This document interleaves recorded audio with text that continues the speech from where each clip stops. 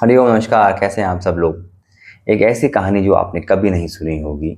एक बार की बात है कि जब हमारे शंकर जी और ब्रह्मा जी कैलाश पर्वत में बैठकर कुछ मंत्रणा कर रहे थे, उसी समय में देवर्षि नारद आए और एक बहुत सुंदर और बहुत ही प्यारा फल लेकर आए और उन्होंने वो महादेव को गिफ्ट में दिया। महादेव ने वो फल को देखा और उसको साइड में रख दिया। उसी समय में गणपति भगवान और कार्तिकेय जी वहां खेलते खेलते आए और उनकी नजर पड़ी फल पे। उन्होंने कहा, पिताजी हमको तो ये फल चाहिए। तो पिताजी ने कहा, यानी शंकर जी ने कहा कि देखो, ऐसा है कि फल तो एक है, आप दो हैं, इसका फैसला कौन खाएगा ये दो करेंगे हमारे प्रजापति ब्रह्मा। तो ब्रह्मा जी ने कहा कि देखिए, ऐसा है कि जो कार्तिकेय हैं वो छोटे हैं, ये फल आप क्या करें, उनको दे दीजिए। तो हमारे शंकर जी ने वो फल जो है कार्तिक जी को दे दिया और कार्तिकेय जी खाते खाते चले गए। गणपति भगवान को आया गुस्सा। उन्होंने कहा, भाई ये तो आपने गलत किया प्रजापति ब्रह्मा, आपने जो है मेरे से पंगा लिया है, तो अब मैं कुछ तो गड़बड़ करूंगा आपके साथ भी। अब हुआ ये कि जब भी हमारे प्रजापति ब्रह्मा ध्यान में बैठते, मेडिटेशन करते, सृष्टि का निर्माण कर रहे होते ब्रह्मलोक में, उसी समय में हमारे गणपति भगवान वहां सामने आ जाते और कोई ना कोई विघ्न पैदा करते। एक बार तो वो अपना विकराल रूप उन्होंने दिखाया और वो ऐसा विकराल रूप दिखाया, ब्रह्मा जी डर गए। उन्होंने कहा, यार ये तो फालतू में पंगा ले लिया मैंने।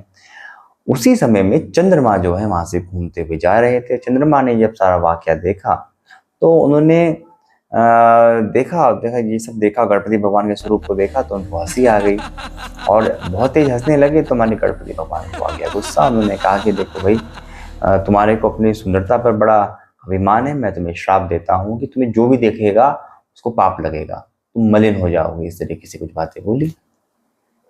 अब पूरी सृष्टि में हाहाकार मच गया। सभी देवी देवता गणपति भगवान के पास पहुंचे और उनसे कहा कि देखिए, ऐसे तो पृथ्वी का संतुलन बिगड़ जाएगा, आप उसका कुछ निष्कर्ष निकालें।